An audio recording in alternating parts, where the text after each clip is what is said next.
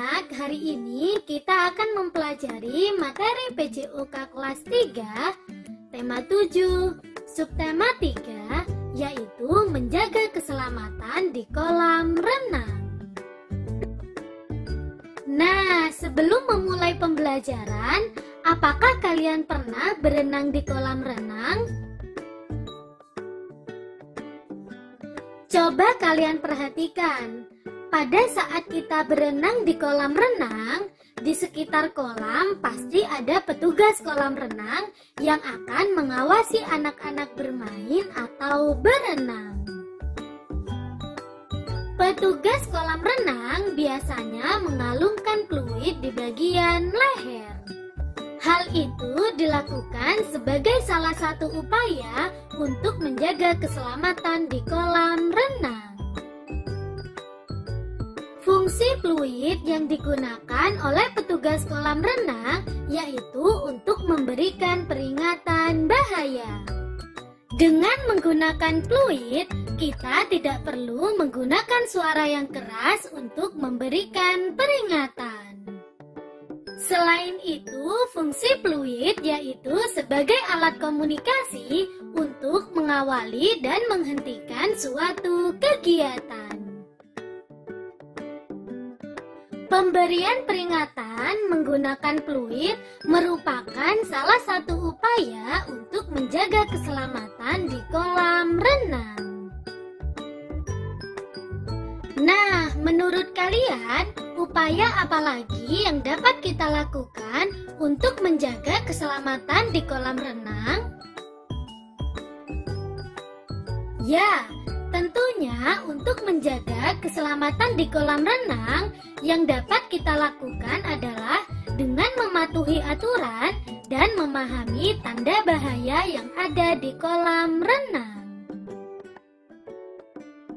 Tanda bahaya digunakan untuk menyampaikan pesan agar kita berhati-hati, khususnya di area kolam renang.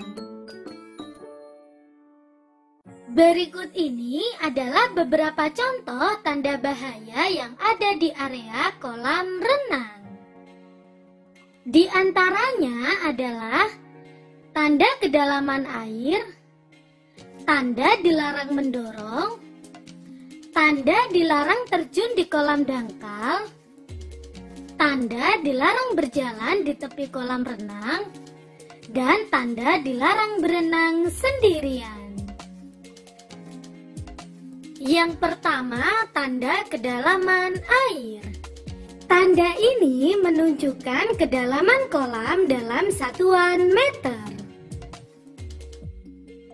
Di kolam renang terdapat bagian kolam yang dangkal, sedang, dan bagian kolam yang dalam. Tanda kolam renang digunakan untuk memastikan pengunjung kolam renang berenang di area kolam yang sesuai dengan tinggi badan dan kemampuan berenangnya. Selanjutnya, yang kedua, tanda dilarang mendorong. Tanda ini digambarkan dengan seorang anak dengan tangan menempel pada temannya, dengan garis merah memanjang menutupi simbol. Kita tidak boleh mendorong teman ke kolam renang karena berbahaya. Selain itu, mendorong teman dapat menyebabkan terjadinya kecelakaan dan menyebabkan cedera.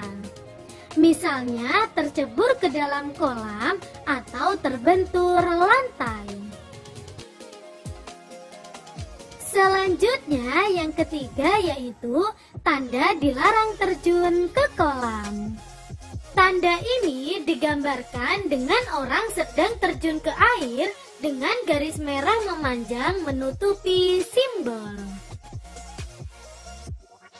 Tanda ini biasanya dipasang di bagian kolam yang dangkal. Melompat ke dalam kolam yang dangkal atau kolam yang tidak terlalu dalam dapat menyebabkan kepala terbentur ke dasar kolam. Hal ini dapat menimbulkan cedera yang serius, mulai dari kelumpuhan bahkan kematian. Selanjutnya, tanda yang keempat yaitu tanda dilarang berenang sendiri. Tanda ini digambarkan dengan satu orang sedang berenang dengan garis merah memanjang menutupi simbol. Pada saat berenang, kita harus didampingi anggota keluarga atau diawasi oleh penjaga kolam renang. Hal ini harus dilakukan karena apabila kita mendapat masalah di air, maka kita dapat ditolong dengan cepat. Selanjutnya, yang kelima yaitu tanda dilarang berlari di tepi kolam. Tanda ini digambarkan dengan seorang anak sedang berlari dengan garis merah memanjang menutupi simbol. Biasanya lantai di sekitar area kolam renang akan dipenuhi air sehingga sangat licin dan mudah terpeleset. Maka dari itu kita tidak boleh berlari di tepi kolam karena dapat beresiko tercebur ke kolam atau terbentur lantai. Nah, selain memahami tanda bahaya, ada beberapa upaya yang dapat kita lakukan untuk menjaga keselamatan diri pada saat berenang. Nah, coba kalian perhatikan poster berikut ini.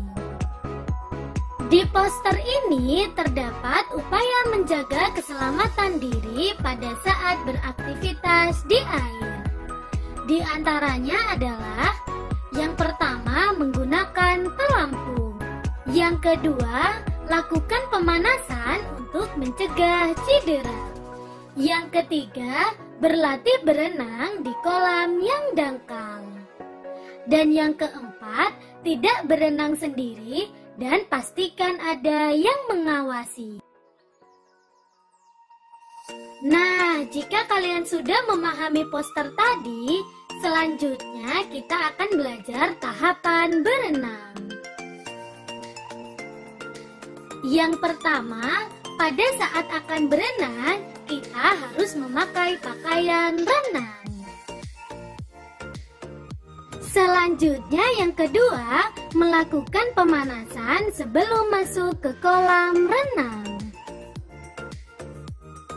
Selanjutnya yang ketiga, berenang bersama teman yang sudah bisa berenang.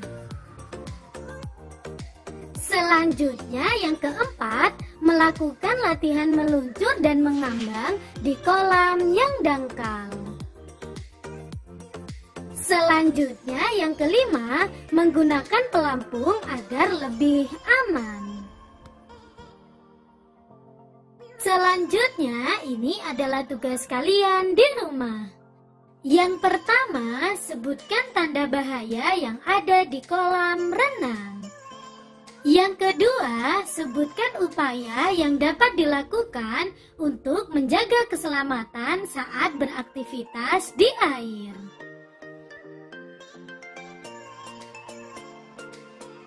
Terima kasih, semoga bermanfaat dan sampai jumpa di video berikutnya.